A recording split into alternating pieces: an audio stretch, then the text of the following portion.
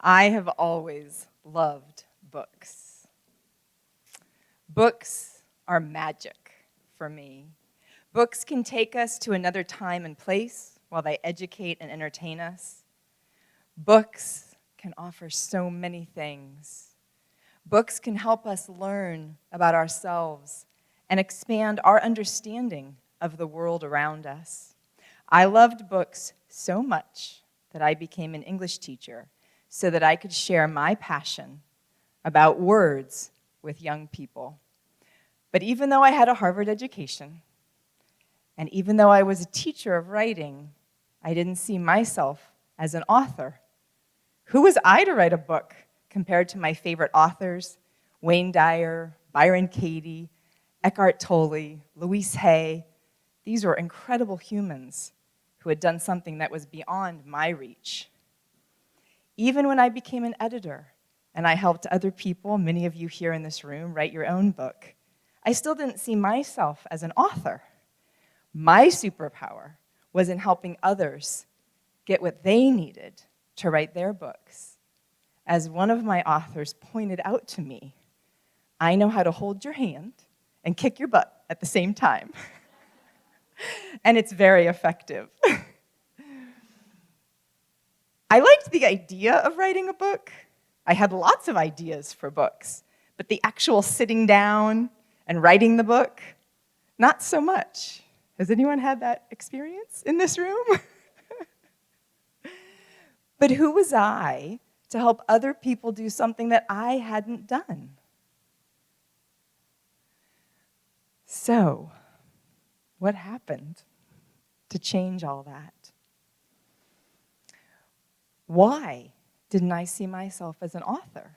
You'd probably think I was pretty qualified for that. It's because of one of the things that probably everyone in this room and everyone in the world has experienced. One of the most universal conditions that we experience as humans is doubt. Anyone in this room never had any doubt?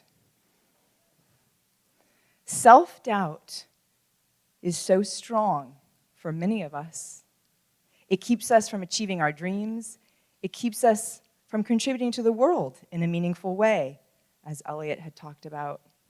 Fear and doubt are probably kind of like this, right? So we all experience these doubts, and I experienced doubts about writing my book. Have you experienced doubts in your life about things? How did you get past them? Hopefully you had an April in your life. That helped me. So, how did my book happen? What's the story behind it? Well, the seed for my book was planted back in March of 2020, almost 2 years ago, during an I'm Booked podcast, where April and I talked about the mistakes that authors make. Now, you might wonder what some of those mistakes are, and I'm going to share a couple with you right now, with permission from the people who I'm talking about. One of our authors didn't want to use his real name. He had a pen name. We laughed at him. We said, absolutely not. We are about raising global consciousness. You have to authentically be who you are. And his name is on his book, the correct one. And I think it was a good choice. One of our other authors, who calls himself Ordinary, although he's not ordinary at all, encouraged me to share this. Actually suggested it, so we have total permission for this one. He used the word besmirched. What does that even mean? Not once, not twice, but 3 times in the same paragraph. Boris and I had a very good laugh, didn't we, Boris? And then we took some of those out. He also wanted to use the word dinosaur in his title. We talked him out of that, but we still talk about that around the office. So back to that podcast where the seed for my book sprouted. An idea came to us, and it was called Prepare Your Best-Selling Manuscript. And PREPARE was an acronym that stood for 7 tips for all authors. And we loved this idea. I made a table of contents, I printed it out, I worked on it, we talked about it. but I could never finish it. It never felt like it was done, and those doubts came back about being able to write a book and say something meaningful.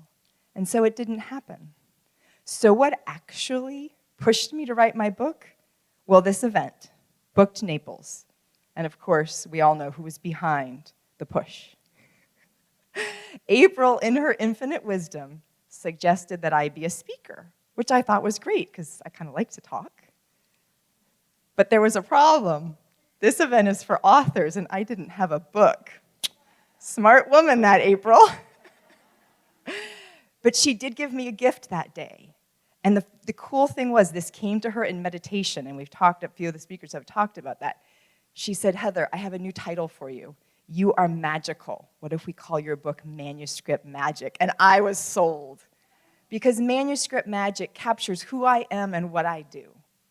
And that was enough to get us going.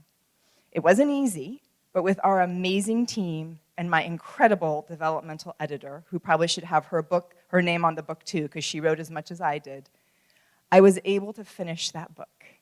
And this week, on 2/2/22, Manuscript Magic, 7 Simple Steps to Writing a Book, was born into the world. Now, I am proud to say I am an author. And what's even better is I'm an author of a book that I'm proud of, and I am an author of a book that I hope will help other people overcome their doubts so they too can write their book.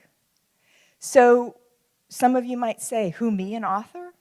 I know I said that, as did each of the authors you heard speak today. But we overcame our doubts. We stepped outside of our comfort zone, sometimes over and over and over again. And we wrote our books. We published our books. We persevered. And each of them will tell you that it was worth it.